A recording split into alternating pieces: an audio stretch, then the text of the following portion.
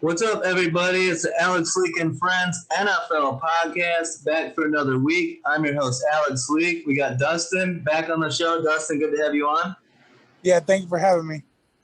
And we got a special guest, a big interview for you guys, Benjamin Allbright. For those of you that don't know, Ben is a host, reporter, and analyst and insider for the Denver Broncos and the flagship radio station. He's not just a Broncos insider. In my opinion, he's one of the most well-connected insiders in the game, up there with Adam Schefter and Ian Rappaport, a go-to insider for me on Twitter. Thanks so much for coming on the show, Ben. Oh, I appreciate it. I'm nowhere near the league of Rapp and Shefty, but I certainly appreciate it, though. But it's great to have you on. Now, first of all, you and a lot of NFL people today reacted to the Pro Football Focus post saying Tyreek Hill might be the best deep threat in NFL history. Of course, it's Randy Moss and Jerry Rice. What do you think of the PFF post and PFF in general?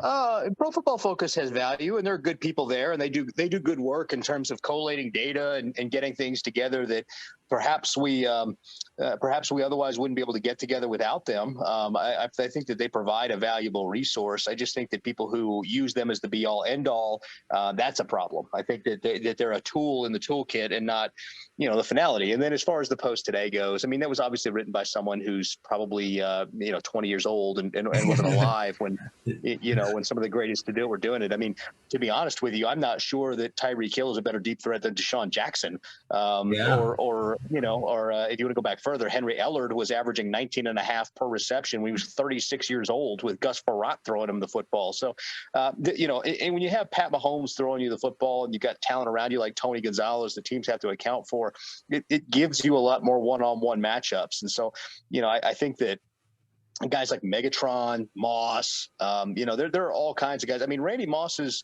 career highlight reel of just 40-plus yard catches is 10 minutes long. That's just 40-plus yard catches. Like if you want to talk deep threats, I mean, we can talk all day about it. That's not to say that Tyreek Hill isn't a good receiver or a great receiver or whatever. It's just that to say definitively that he might be the best is really not something that's supported by evidence. Oh, yeah. I go back to those days when Moss was in New England with Tom Brady throwing the ball, and it didn't matter if you had 3-4 defenders on him. He was coming down with it. He was absolutely a monster, man. Even when he was catching balls for the briefly for like the Raiders, when he got up for some of those games, he was just a monster. Nobody could. When Randy Moss didn't want to be covered, you weren't covering him. Absolutely. Now let's go to so you cover the Broncos. Right tackle Juwan James. There's been a lot talked about that recently, and his torn Achilles. Dustin, do you want to take over on this question? Yeah. So as Alex just said, the Juwan James tears his Achilles working outside of the Denver facility. Where does that leave the Broncos at right tackle at the current situation? Well, they went out and signed a couple of free agents. They went out and got Bobby Massey and Cam Fleming. And then they've got Calvin Anderson, who filled in for a game for Garrett Bowles last year and filled in pretty well. So I think there'll be a three-way competition there between Massey, Fleming, and Calvin Anderson. They'll see who does the best and go from there. And that's really what they're going to do. If it had happened before the draft, they might have had a little more flexibility there at pick 9. But in the end, they got 2 tackles for what the price of one, because they tried out Dennis Kelly, but he wanted about $9 million. So they got 2 tackles for the price of one, and they get to have a little competition and see who it's going to be. And Denver also cut wide receiver Deshaun Hamilton after he tore his ACL working away from the team facility. What do you make of, this recent, a little bit of a issue here with players getting hurt outside of the team facility and not getting their money getting cut? I mean, you feel for the players in this situation, and is that on the NFLPA maybe a little bit for encouraging them to do this? Well, yeah, the PA didn't have a plan in place to recoup money for these guys that they told them to work out away from the facility. So that's really the problem. With Juwan James, he was owed a lot of money, and it negated about $15 million for him all total. He had $5 million in injury guarantees, but unfortunately, those were negated by being off-site. Now, With Deshaun Hamilton, it's a little bit different because they put him back on the NFI list, the non-football injury list. So they'll probably give him a settlement. Deshaun was only due $2.3 million, and he was pretty loved by the team overall. The Broncos actually had a trade in place. They were going to waive him, and then the last second they pulled the waive and because they got some calls from teams wanting to trade for him, and the Eagles, the Titans, and then ultimately the Niners had called to try to trade for him. They had a deal in place with the Niners, and then that fell through. Obviously, once he got hurt. So the Niners signed Marquise Lee instead. But, I think that Deshaun's a guy that was kind of loved around Broncos HQ, where Juwan James, it was kind of one of those things where this guy got all this money, came out and played 70 total snaps for us. I don't think he was I don't want to say not well liked, but I think there was some animosity there from some other players that were like, man, he's eating into the money I should have got, and then didn't show up to do anything. And then he opted out for COVID. And, it was just, there was just some bad feelings there. So I think Deshaun Hamilton will ultimately get most of his money, even though he was injured offsite. Okay, that's good to hear. Go ahead, Dustin. So the Bears and Colts on their own have shortened their OTA practices and made them more player friendly. How big of a story is this, and do you think other teams might join them? I think so. I think especially if the players and the front office can come together and work something out and communicate with each other, I absolutely do. I think the problem with some of these teams is that some of the front office would be willing to do stuff like that, but there's been no communication, or the players have tried to hardball them, and they're just like, okay, well, if you want to play that game, we can play that game, and so that's why you get a situation like the Broncos, who actually kind of led this whole thing. They were the first team to announce that they were going to kind of boycott this stuff, and then. You turn around and, OTAs start and you got, 90% people showing up already because of these injuries. So I think that, they could do something where you can do installs, but you just do it at a kind of a jog pace. It's not like the 80s where you got to go through and everybody's got to hit, and do Oklahoma drill and, all that stuff. I think if you're being smart about it, you can do this at 25% pace, get the install in, kind of take a look at some stuff and go from there and save some of the wear and tear. Everybody can work smarter instead of working harder. Do you think this is going to be? Do you think this is a good thing for the NFL, or could it be a bad thing? Well, I mean, I think it's a good thing in terms of player wear and tear. I don't know if it's a bad thing in terms of the product overall. I think coaches always want more reps, and players always want to take it easy on their bodies, and you got to find the balance between those two things. And if you're able to do that, then I think that, that I think you'll be better off. So, I think that I think it can be good for everybody if done properly. Nice. What do you think of the Broncos 2021 draft class? I thought it was pretty solid. I mean, Pat Surtain in the first round, Javonte Williams in the second round. I like Baron Browning in the third round, linebacker out of Ohio State. You like what the Broncos did in the draft? Yeah, I did. There are a lot of Broncos fans that didn't because they wanted a quarterback, but I liked it. I thought it was a pretty good overall haul. Getting Surtain, and Vic Fangio's made no secret of the fact that he wants to go with more 6DB looks. And so that'll help out with that. Javonte Williams will be a natural successor to Melvin Gordon because he'll be gone after this season. And then you start to look at some of the other guys they got. Baron Browning gives you versatility. The inside backer can replace Josie Jewell or can back up and be depth on the edge. You got Quinn Meinerz, who is an interior offensive lineman, and he might take Lloyd Cushenberry's job. Lloyd Cushenberry, of course, was the center role last year for the Broncos, third-round pick out of LSU, but he was kind of a weak point in the line. And, to be honest, Quinn Meinerz might be the guy to take his job. So, I thought those picks were all pretty good. Then you saw the safeties. They went out and got Caden Stearns and Johnson there, and because they're going to have to replace Kareem Jackson. So they went out and got two guys to do that. They added another slot corner at Kerry Vincent. They got a receiver and Seth Williams. I thought overall the draft was pretty strong for the Broncos. So we'll see. We'll see once these guys get out there and play. But on paper, it looked pretty solid. And that secondary looks really solid, too. You bringing in Kyle Fuller from Chicago, Ronald Darby, Ad Surtain, Bryce Callahan. I'm looking forward to seeing that secondary in Vic Fangio's defense. Yeah, absolutely. And then you've got, they got a guy last year in the third round. They drafted Michael Ojemudia. They got a Sang Bass. He was undrafted, played a lot of the year last year, although he got injured, so he'll be back sometime in training camp. But, they've got plenty of – the problem was last year they ran out of bodies. I mean, they were down to cornerback like 7, 9, and 11, I think, by the time the last quarter of the season rolled around. They were out 8 starters overall, still had the number one red zone defense. So, they were kind of decimated by injury last year, and I think that's kind of the theme this year is staying healthy, making sure they don't get injured, and making sure they got enough depth that if there is injuries that they can account for it. Nice. All right, cool. Go ahead, Dustin. The Broncos trade the 6th round pick to the Panthers for quarterback Teddy Bridgewater. Do you think that this trade was made more to push Drew Lock? And how does Denver feel about Drew Lock right now being the quarterback in the future? Well, they like Drew, but they don't love him. Drew hasn't come in and taken the job, if that makes sense. It's like you're dating somebody, but you're not sure if you want to marry him because they haven't shown you that they're that person yet. So I think that I think they like Drew Lock and they're hoping he can become what they hope he can, but they also need to hedge their bet on that.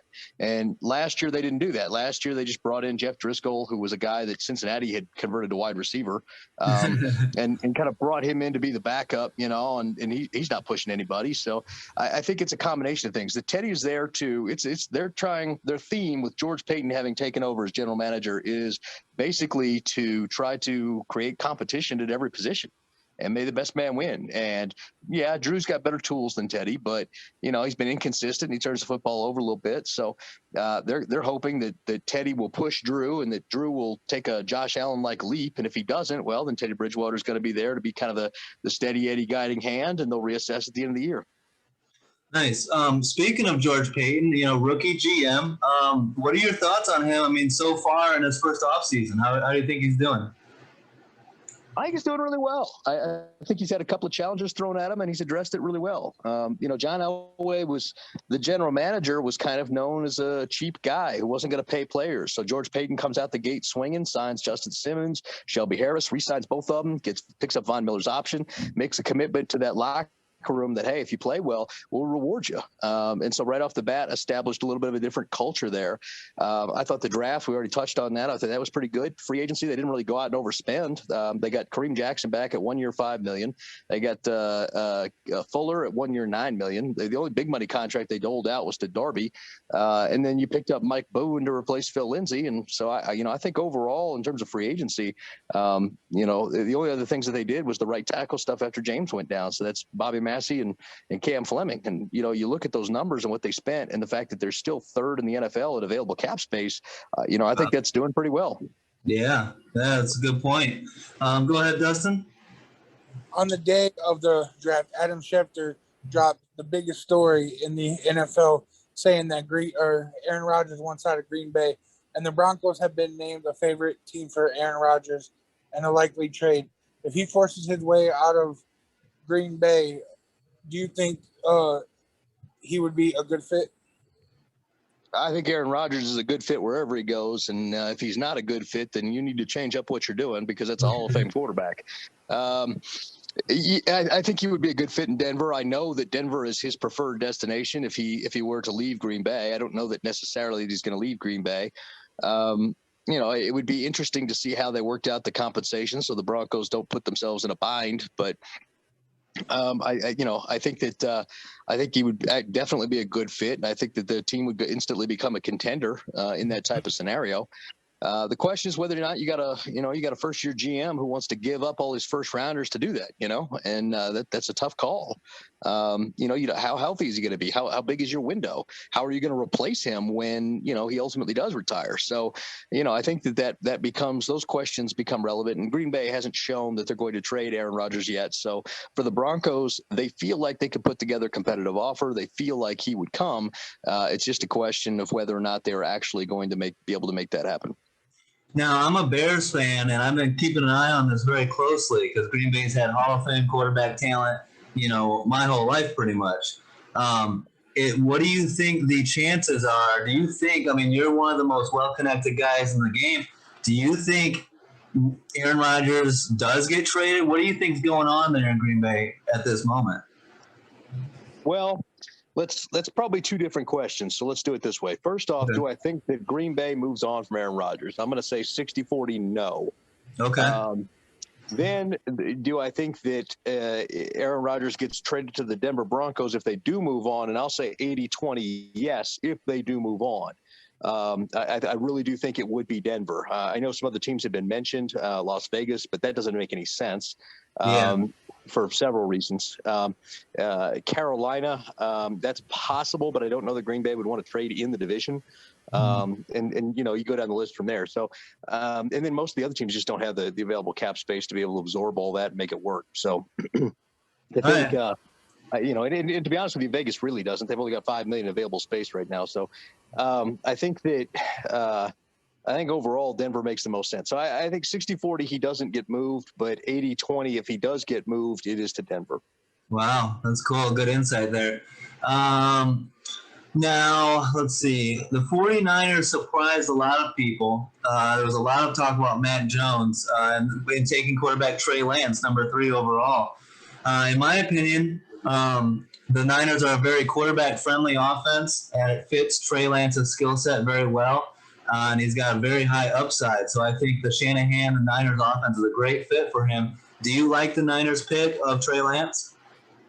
Oh, absolutely. And I don't know why people were surprised. I had been tweeting out since they traded up that it was going to be for Trey Lance. Yeah. But for some reason, everybody was banging that stupid Mac Jones drum. I never understood that. So, yeah, anyway, in fact, I got great odds at, you know, laying a little money on that. So that was fun.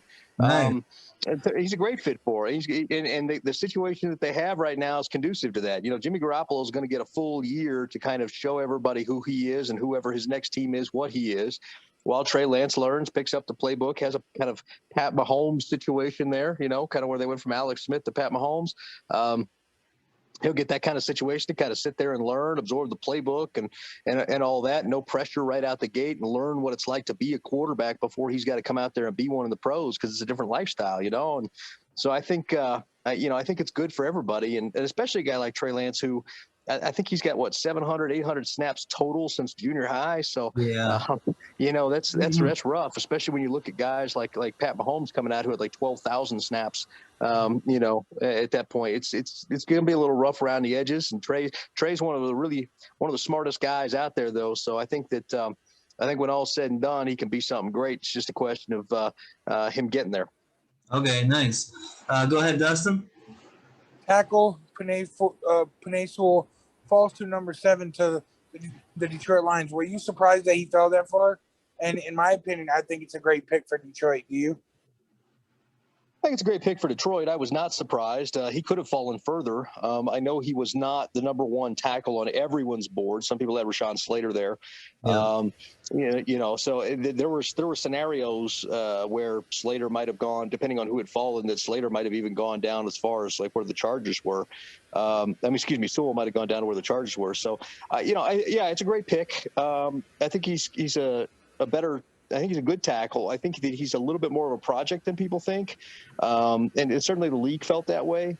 If you go back and watch his tape, he gets out over his skis a little bit at times and gets over leverage. He is out athleted everybody at the college level. And, you know, you can't do that to pros. Everybody's a great athlete. So, you know, I think it's a great pick. I don't think he's like, you know, people talking about it being some kind of franchise can't miss prospect. I think he's a very good prospect. I don't know that I would call him a franchise can't miss prospect. Now, so going into that, whether it be Slater or Sewell, are you surprised that Miami and Cincy both went wide receiver? If it was me, it's hard for me not to take a tackle there and protect my young franchise quarterback. Well, that's a 2-part answer. Am I surprised that they didn't? No, I'm not surprised. Mm-hmm. Am I curious as to why they didn't personally? Sure. Yes, I would have taken an offensive tackle for teams that have bad lines. The key to winning in the modern NFL is to spend along your offensive line. It is. Yeah. Protect your passer. Buy him time. That's the key to winning. Go back and look at who has won Super Bowls and what they've done to do that, and they've constructed it around a great offensive line. Mm-hmm. And when they haven't had that line, they lose games. Look at Kansas City in the Super Bowl. So, you know, I think am I surprised in terms of knowing those organizations? No, I'm not. Am Am I curious as to why they didn't from a personal football standpoint? Absolutely. Yeah, it's a good answer on that. Now, my Chicago Bears traded up from 20 to 11 to take Justin Fields. I was worried, being a Bears fan, knowing the Bears, knowing Ryan Pace, that he would trade up too far and give up too much. He'd go up to like 4 or 8 or something and give up a lot to go into the top 10. I was shocked that I felt like he played it perfectly, waiting for Fields to fall outside the top 10, then make his move. And, suddenly the Bears have a franchise quarterback they can build around. What do you make of the Bears' move here to take Justin Fields? Well, it's an aggressive move by a head coach and a GM that are embattled. So they kind of had to make that move, and they have to hope that he pans out in order to save their jobs. Justin Fields was a guy that media certainly had a higher grade on than the league did during the run-up in that process. That was something that kind of baffled me a little bit, how media was trying to project him at 3rd overall and stuff like that, or this stuff. Yeah. And I was, and in the Broncos situation, people were like, he won't get past Denver. And I'm like, I bet he will. And, I got roasted on Twitter for saying that Fields would be available in the teens, and and there he was. I just, I think that Fields in the league, I think there's some things that are not character concerns, because that's not the correct way to put it, but there are some things off the field that perhaps they were, in his mental makeup, they were a little worried about, not his intelligence, but some other things they were a little worried about, and whether those things hold him back or not remains to be seen. We'll see how it plays out on the field, and if he becomes the guy that they hope he can be and saves their jobs, and go from there. Yeah, my goal is that maybe the Bears struggle a little bit and Nagy gets maybe we move on from Nagy next offseason and get a head coach that I can trust. My worry about Fields is it's the Bears. It's the Bears. We always get a quarterback and can't develop them. It always doesn't work out for whatever reason. And so I hope it works out. But, I don't know that I trust Matt Nagy to develop a young franchise quarterback. So I guess we'll have to wait and see on that. Yeah, and whether or not he's the guy that can. Well, we'll see. Ohio State's had a problem with quarterbacks coming out lately. Now, Fields isn't anything like Dwayne Haskins, and I hated that comparison. But it'd be interesting to see. Lucky for us, it'll all play out on the field. Yep, absolutely. Go ahead, Dustin. One more. Alabama quarterback Mac Jones falls all the way to 15, and the Patriots don't have to trade up to get their quarterback. Do you think he fits well in the Belichick system? And were you surprised he fell to 15? I was not surprised he fell to 15. I think in my mock draft, I had him falling all the way to the Bears. The Bears taking him. Nice. I think that I think you guys get the better end of that deal, though. I think that. I think Mac Jones, does he fit what Bill Belichick wants to do offensively? Absolutely. He fits, in terms of the quarterbacks that they draft, he's somewhere, he's got that Brian Hoyer, Tom Brady kind of, makeup, in terms of what he is. Now, the difference between how well they execute is the night and day, is the difference between, Brian Hoyer and Tom Brady. But, I think he fits in that mold of quarterback that they happen to like. Smart guy with a lot of recall and all that. I'm a little concerned about the arm strength, his ability to drive the ball at the NFL level. We saw receivers slowing up for the football a lot at Alabama. That's a big red flag. I don't know what his, I think he can be a serviceable starter in the NFL, but I don't see an appreciable difference between him and Andy Dalton. And to be honest with you, Dalton was probably better coming out of TCU and certainly more athletic. I mean, people forget that Andy Dalton had run for 25 touchdowns in college, People forget about that. So, I think he's Andy Dalton with less athleticism. And, if you've got enough talent around him, you can make that work, make it to the playoffs. And, and maybe he takes that next leap and becomes like Tom Brady. We'll see. It's interesting on that. A quick question on that, because New England, they went for so many years with the stability of Tom Brady. And last year they get Cam Newton, and the expectations were still high, and it didn't work out.